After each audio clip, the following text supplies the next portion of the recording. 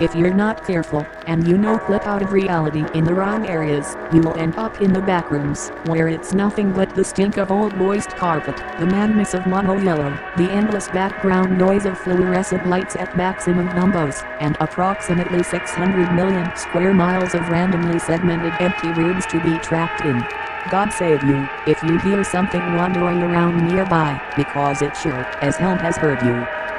These were the words scribbled on an ordinary piece of letter paper, nailed onto a doorway of an abandoned building. We are currently unsure who has written this note. Exploring the abandoned building yields no interesting conclusions either, although an artifact was found at the back of the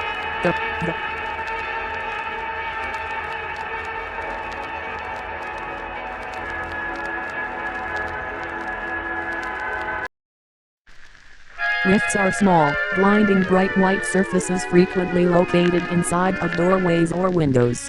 Rifts usually replace the door or window panes entirely, but sometimes can be found behind them. Attempting to look behind a rift by demolishing the framing will result in the rift instantaneously moving to a new nearby location. If no nearby door or window is found, rifts can move into crevices in walls, empty boxes, or even inside dressers or under beds. We are currently unsure if the rifts are living creatures, or if they are controlled by some sort of force. Stepping through a rift can lead to different locations inside of the backrooms. This rift is not only the only known rift on Earth, but also the only link from Earth to the backrooms. We can infer that the individual who has written the note has entered this rift and came back to Earth to declare a warning. This specific rift is currently harboring a small door at the bottom of a flight of stairs, located at the back of the abandoned structure. Conclusion: rifts are bright white portals that inhabit doors and windows, but can be located almost anywhere. Rifts are generally understood to be non-living, but no possible tests can be performed to confirm the theory. Entering the rift at these coordinates leads to the first layer of the back.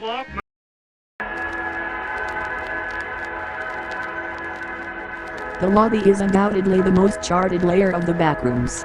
This maze-like layer has walls with striped yellow and brown wallpaper, with the occasional infrequent electrical outlet located near the bottom half of walls. The ground is made out of a yellow, moist carpet, with a large flooring under consisting of plywood and concrete. The flooring seems to extend downwards forever, so do not waste your time trying to escape by digging. The ceiling of the lobby is made of many tiles, although there are also dozens of rectangular fluorescent lights illuminating every room. The tiles on the ceiling can be moved to reveal the outsides of the lobby. Black, completely empty skies stretch out in every direction. The expansive space above the ceiling provides a nice, dark place to sleep as well as a free space to roam. When examining the fluorescent tubes, it has been seen that they are fueled by no discernible source of energy. These fluorescent tubes stay glowing bright, even when taken out of the socket. When breaking the tubes, the light instantly shuts off with no warning. The insides of the lights are identical to ones found on Earth, except for the fact that the energy is being pulled from nowhere. The earlier mentioned electrical outlets are all non-functioning. This makes more logical sense than the ceiling lights, as when taking apart the outlets, there is absolutely no wiring behind them. It has been estimated that the backrooms spans more than 600 million square miles.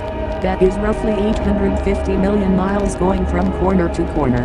To put that in perspective, the distance of Earth to the Sun is only 94 million miles. Walking across one side of the lobby to the other is akin to walking all the way to Jupiter from Earth. In terms of danger, the lobby is relatively safe. For a more precise definition, please resort to the LDD, or Layer Danger Diamond. The LDD is an easy-to-remember system that helps determine how dangerous a layer can be. Red represents the level of danger and the number of entities. Yellow represents the level of environmental dangers. Blue represents the scarcity of supplies. Finally, green represents the dangers of mental health effects from the layer. Each section can get a maximum score of 5, assuring the maximum total will be 20 points. If you're located in a layer that has a danger level of 20, God help you. For layer 1, alias, the lobby, we can give it a final danger layer using the LDD. This layer is devoid of any and all entities native to the backrooms, so it receives a 0 in red. This layer's environment is also extremely safe. All of the rooms are essentially identical, so most people will not become injured unless they try. A 1 in yellow can be given to this layer. Although this level isn't completely devoid of resources, they are still extremely hard to come by. It can take days, even weeks of uninterrupted walking to find anything remotely interesting. This layer gets a 3 in blue, not too much, not too little. The lobby has an interesting way of forming itself. When closer to the center of the lobby, the layout of the layer is completely static. Though, when venturing out, things become more fuzzy. The layout of the lobby changes constantly when not being directly looked at. This often leaves explorers disoriented and confused, often getting lost and never finding their way back to the center of the lobby. For this reason, Layer 1 gets a 2 in green. It's not great, but could be much, much worse. All of these added together gives the lobby a final score of 6 out of 20. Didn't you say you'd walk miles? The word item will be used extremely vaguely throughout these tapes. When used in the context of the backrooms, an item is an object, liquid or other substance that usually serves a distinct purpose or function in the backrooms. These items can be layer specific, found throughout all the layers, or obtained from entities. We will show you an example of all three. Item 1, Pseudo-Water. ID 1. Rarity, common. Color, the color depends on the environment, but is usually a faint white. Benefits, it is common, used as a cleaning agent and is edible. Detriments, it is dehydrating, usually contaminated and bitter. Information, pseudo-water, otherwise known as P-water, leaks from a variety of sources. Pseudo-water looks identical to water down to the molecular scale, but tastes extremely bitter, and tends to dehydrate the consumer after drinking too much of it at once. This substance can be found all throughout the backrooms, notably on Layer 1, soaked into the carpet. Drinking P-water directly is not lethal, but sustained consuming can lead to dehydration. The reason why is still undetermined. Pseudo-water can be boiled to remove harmful native bacteria. Be sure to always do this, unless you have no other choice. Pseudo-water is the main source of any hydration in the backrooms, although normal water is obviously superior. When combating the bitter taste of the substance with sugar, you may notice an extremely faint, nutty taste, reminiscent of almonds. Item 31, Fake Outlet. ID 31. Rarity, layer specific, common. Color, usually a dirty yellow, or light brown. Benefits, no answer. Detriments, may deceive new explorers. Information, fake outlets can only be found on Layer 1, the lobby. These outlets serve no purpose other than to trick wanderers into trying to use them. The outlets are not connected to any wires, and convey no electricity.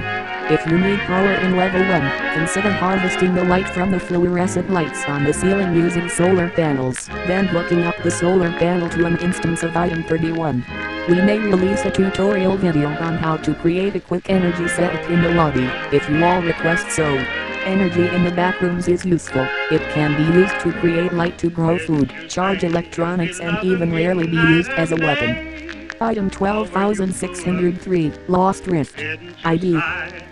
Rarity, obtained from Entity 19, rare. Color, a blinding bright white. Benefits, a questionable alternative to using a rift. Detriments, extremely unstable and dangerous to use. Information, when a rift's habitat is destroyed, it instantly teleports to a nearby window or door. If there is no other window or door left, it then moves to any small crevice it can fit itself into. In the backrooms, rifts are usually only found near places with many valid locations for a rift. Although extremely rarely, a rift can exist in solitude, with no other solid objects around for miles. Usually this happens when a rift is located in a completely unfurnished room, with only one door or window. When its habitat is destroyed, the rift curls up and violently compacts itself into a bright white sphere, small enough to fit in the palm of your hand. This rift is highly unstable, and will desperately attempt to find the smallest of crevices to inhabit. Although the rift does become an extremely useful, tiny, portable version of itself, it comes with a devastating drawback. Any object harboring holes or crevices that comes anywhere within 3 feet of the object will become a valid location for a stable rift, where the lost rift will then instantly teleport inside the hole, reverting back to its regular, flat form. Our first test with this new concept consisted of slowly pushing a coffee cup towards a lost rift. After the 3-foot mark was reached by the cup, the rift moved inside of the opening of the container, as predicted. After, we sent one of the researchers inside the empty chamber to reset the test conditions. Once given the signal, they smashed open the cup, destabilizing the rift once more. As the rift condensed itself into a sphere again, the researcher opened their mouth, probably attempting to signal that we were ready to test again.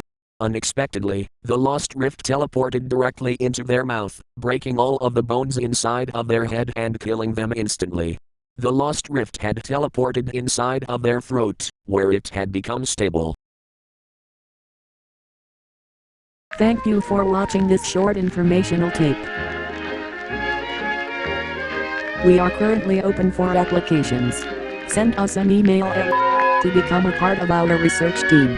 Currently, we are looking for journalists, explorers, scientists, graphic designers, and audio managers.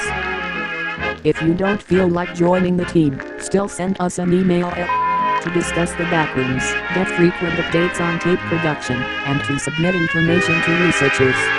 Goodbye. Have a nice day.